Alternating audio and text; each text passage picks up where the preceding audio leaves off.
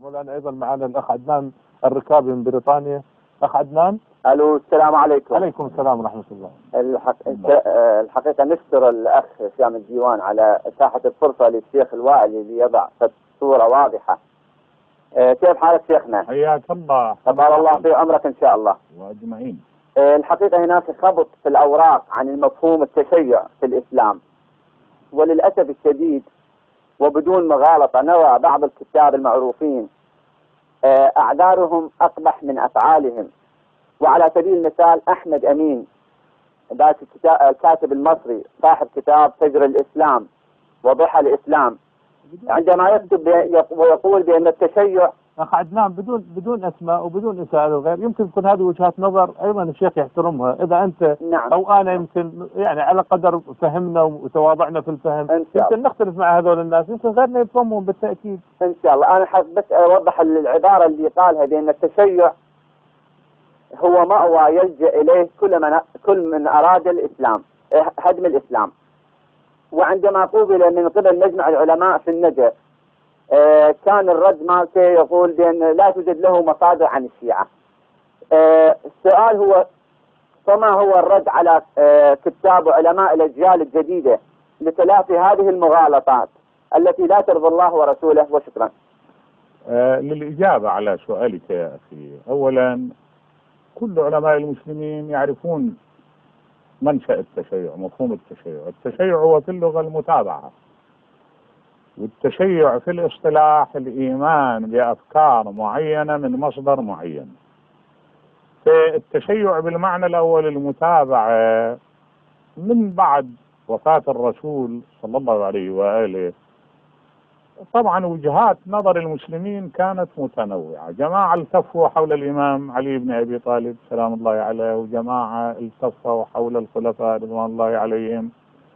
الذين التفوا حول الإمام أمير المؤمنين عرفوا بالشيعة، وكان هناك جماعة يعرفون في تلك الأيام بأنهم شيعة علي، من قبيل عمار بن ياسر ومن قبيل أبي ذر ومن قبيل المقداد ومن قبيل سلمان، هذول عرف عنهم الشيعة.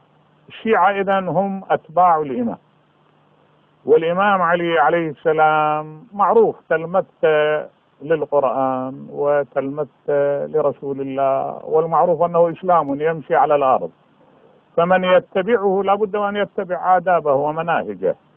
والذي يتبع مناهج القرآن ومناهج القرآن مناهج علي لا يريد هدم الإسلام أبدا. أما أمثال الدكتور أحمد أمين وقد لقي ربه والله عز وجل يوليه ما تولى، قد يكون الرجل المخدوع في بعض الآراء عن الشيعة في مصادر تعليمه، لأنه هو أكو عنده في الواقع أمور أنا شايفها فيها ما لا يلتقي مع المنطق بحال من الأحوال. ودعني أضرب لك مثلا. هو يقول أن التشيع مثلا انتقل إلى إيران أو إلى الفرس لأن الإمام الحسين تزوج بنت يزدجرد، نعم، وهو من ملوك الفرس، فانتقل التشيع إلى الشيعة.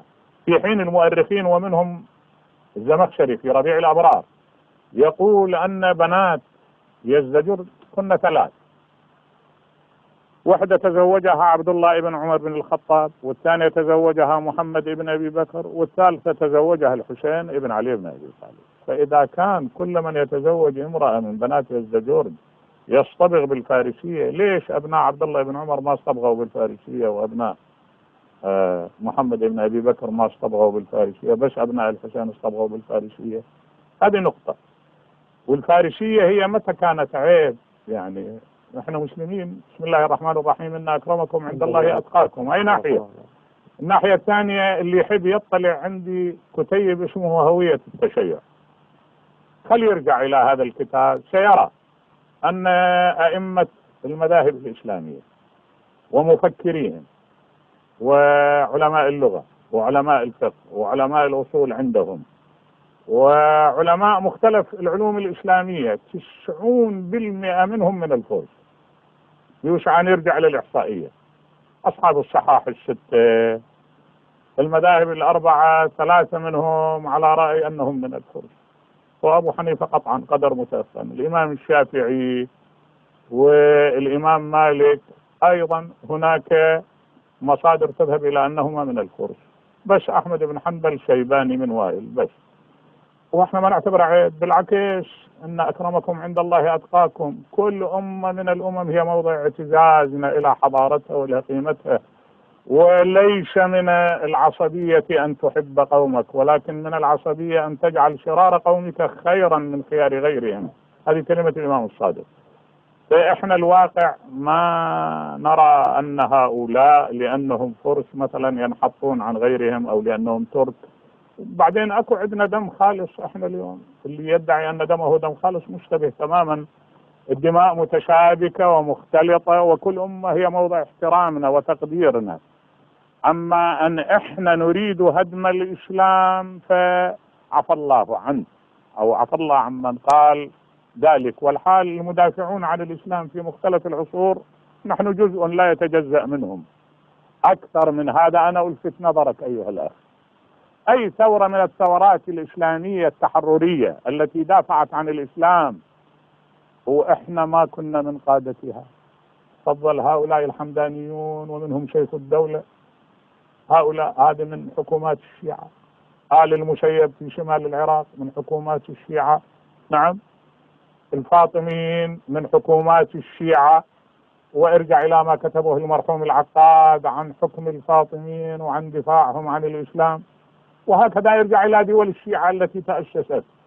فهل ترى أنها توقفت في يوم من الأيام عن نصرة الإسلام في ساحة من الساحات؟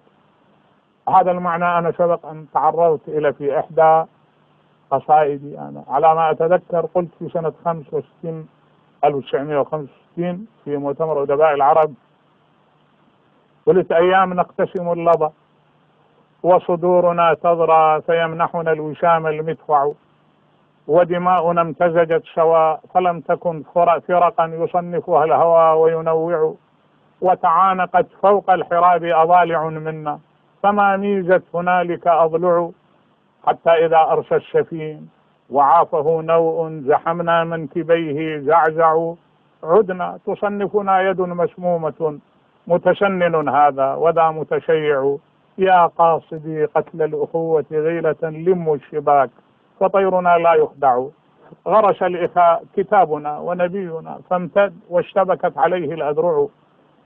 ليس من الصعب أن يأتي مدع فيدعي أن هذا كافر وأن ذلك مشرك، وما أكثر الدعاوى ممن لا ضوابط على قولهم ولا قيمة لقولهم. الحمد لله سنجد إن شاء الله من الضمائر الإسلامية الصحيحة ما تقيم تقييما حقيقيا مواقف الفرق، وما دامت الفرق بأجمعها تبحث عن الله، فإذا اختلفت في بعض الطرق فالاختلاف من السهل تقويمه.